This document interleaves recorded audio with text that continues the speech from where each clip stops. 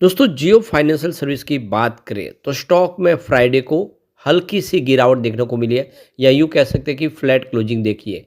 जबकि दूसरी तरफ बाजार में तूफानी तेजी थी। तो क्या वजह इतनी भारी तेजी के बावजूद भी स्टॉक में गिरावट हो रही है?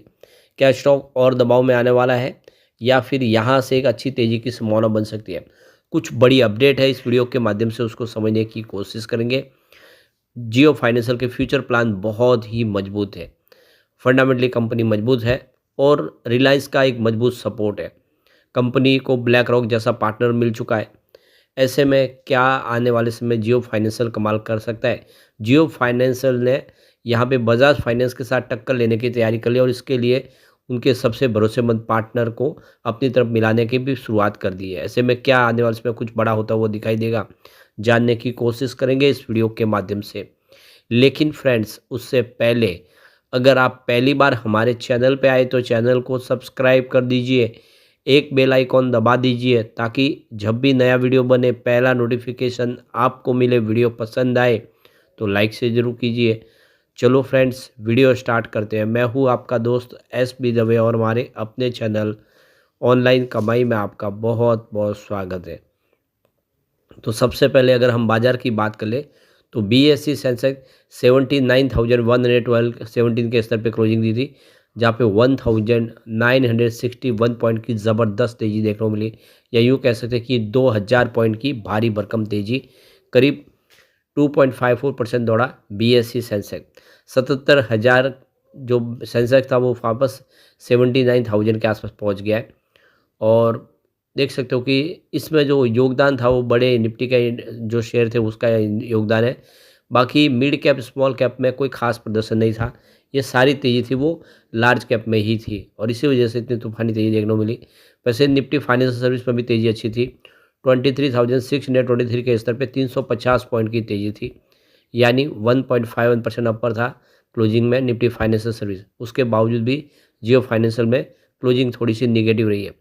तो स्टॉक की शुरुआत बिल्कुल फ्लैट हुई 314 पर। इंट्राडे में 317 का हाई भी बना है।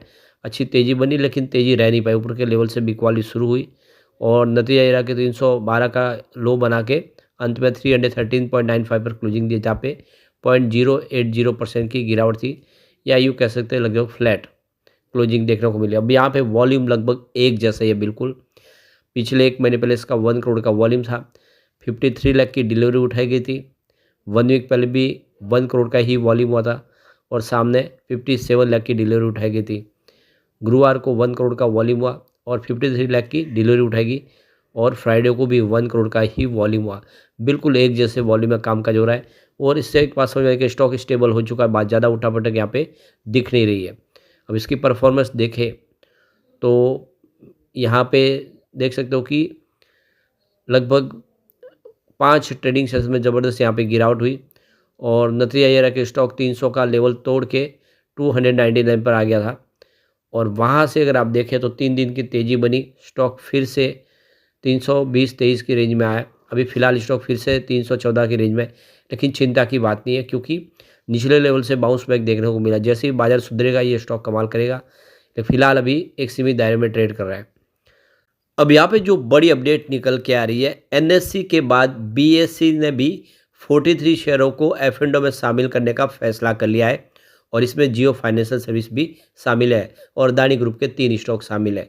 तो ये देखिए कि 12 दिसंबर 2024 के दिन आखिरी generate derivative contracts master file में उपलब्ध होंगे। तो इसकी जानकारी आज ही एक्सचेंज को दी गई। 22 नवंबर को ट्रेडिंग खत्म होने के बाद इसकी जानकारी मिली है और ये जो कॉन्ट्रैक्ट है वो 13 दिसंबर से ट्रेडिंग के लिए उपलब्ध होंगे और जो एनएससी के हैं वो 29 नवंबर से शुरू होंगे। तो बीएसई लिमिटेड ने 43 इंडिविजुअल स्टॉक पर फ्यूचर एंड ऑप्शन कॉन्ट्रैक्ट की शुरुआत करने जा रहा है। इस बारे में एक्सचेंज ने 22 नवंबर को सर्कुलर के जरिए इसकी घोषणा कर दी है। बीएसई ने कहा है कि ये कॉन्ट्रैक्ट 13 दिसंबर से ट्रेडिंग के लिए उपलब्ध होंगे। सर्कुलर में कहा गया है कि सिक्योरिटीज के डेरिवेटिव्स कॉन्ट्रैक्ट की डिटेल्स 12 दिसंबर 2024 को दिन के आखिरी में generate derivatives contracts master file में उपलब्ध होगी। बीएसई के एफ&ओ सेगमेंट में एंट्री करने जा रहे नए 43 स्टॉक में अदानी ग्रुप की 3 कंपनियां भी शामिल हैं। साथ ही सरकारी कंपनी भारतीय जीवन बीमा निगम यानी LIC, रिलायंस ग्रुप की कंपनी जियो फाइनेंशियल सर्विस और दिग्गज निवेशक राधाकिशन दमानी की कंपनी एवेन्यू सुपरमार्ट भी शामिल है। तो इस तरह से बहुत सारे शेयर हैं जिनको इस लिस्ट में शामिल किया गया है। तो NSE के बाद अब BSE के F&O में भी शामिल हो चुका है और अब बहुत जल्द आने वाले समय में यह निफ्टी 50 का हिस्सा भी बनने जा रहा है। तो बहुत बड़ी गुड न्यूज़ है, लगातार एक के बाद एक संभावना पॉजिटिव बन रही है। तो एक नया इन्वेस्टमेंट आने की संभावना बन चुकी है, क्योंकि F&O में जब निवेश होता है तो काफ़ी भारी मात्रा में होता है और F&O में किसी स्टॉक के आने का मतलब ये भी होता है कि उसकी वैल्यू बढ़ जाती है। कोई भी F&O में जो स्टॉक ट्रेड कर रहा है उस पे भरोसा किया जा सकता है। बड़े इन्वेस्टर उस पे भरोसा करते हैं, निवेश करते हैं, काफ़ी बड़ा निवेश भी आएगा। ये बहुत बड़ी शुभ बात है यहाँ पे। अब यहाँ पे अगर हम इसके बिजनेस की बात करें तो कंपनी ने बहुत सारे बिजनेस शुरू कर दिया है, जिसमें कंपनी का सबसे ऊपर देखो डिजिटल बैंकिंग का बिजनेस है। तो बैंक आपकी सुविधा ले सकते हैं कहीं पर भी, कभी भी, और बहुत ही सिक्योर ट्रांजैक्शन होते हैं सारे के सारे। आप मोबाइल के माध्यम से अपनी सेविंग अकाउंट को खोल सकते हैं, हर तरह की बैंकिंग लेन देन कर सकते हैं। ये जियो फाइनेंसर आपको सुविधा दे रहा है। UPI पेमेंट की सर्विस मिल रही है, आप कैशलेस UPI फ्यूचर्स के माध्यम से सारा का सारा ऐप के माध्यम से अपना पेमेंट का ट्रांजैक्शन कर सकते हैं, हर से कहीं से भी पेमेंट रिसीव कर सकते हैं और पेमेंट ट्रांसफ़र भी कर सकते हैं या अपने बिल भी पे कर सकते हैं। इसके अलावा इंस्टेंट लोन का भी ऑप्शन कंपनी ने दे दिया है। बहुत जल्द आपको पर्सनल लोन मिल जाएगा, काफ़ी कम डॉक्यूमेंट के ऊपर आपको लोन प्रोवाइड करती है कंपनी। इसके अलावा देखें तो इंश्योरेंस प्लान है, जिसमें आप बाइक, कार और हेल्थ इंश्योरेंस प्लान ले सकते हैं। बहुत सारी इंश्योरेंस कंपनियों के साथ में बिजनेस टाइप कर लिया गया है, जिनके माध्यम से ये सारे प्रोडक्ट आपके सामने अवेलेबल किए कंपनी ने। इसके अलावा गोल्ड इन्वेस्टमेंट है, आप गोल्ड में इन्वेस्टमेंट कर सकते हैं और डिजिटल रूप से आप खरीद सकते हैं गोल्ड, और आप चाहे तो फिजिकल रूप से अपने पास मंगा भी सकते हैं। तो ये बहुत सारे बिजनेस है जो कंपनी ने शुरू किए। इसके अलावा इनका लीजिंग का बिजनेस है, तो कंपनी बहुत सारे जो प्रोडक्ट है वो लीज पे दे रही है इस समय कंपनी। रिलायंस रिटेल को भी डिवाइस और दूसरे इक्विपमेंट टेलीकॉम है वो रिटेल के तौर पे यहाँ पे डिजिटल कंपनियों का जो भी प्रोडक्ट है, टेलीकॉम इक्विपमेंट है, वो सारे लीज पे प्रोवाइड करते हैं और फिर हर मंथ उसका रेंट आता है। तो ये बिजनेस बहुत ही शानदार है और ये आने वाले समय इनके लिए एक गेम चेंजर साबित हो सकता है। अब यहाँ पे देख सकते हो कि बजाज अलायंस दोनों पार्टनर है, लेकिन बजाज ग्रुप से अलायंस अब अलग होने जा रहा है, उन्होंने फैसला कर लिया है।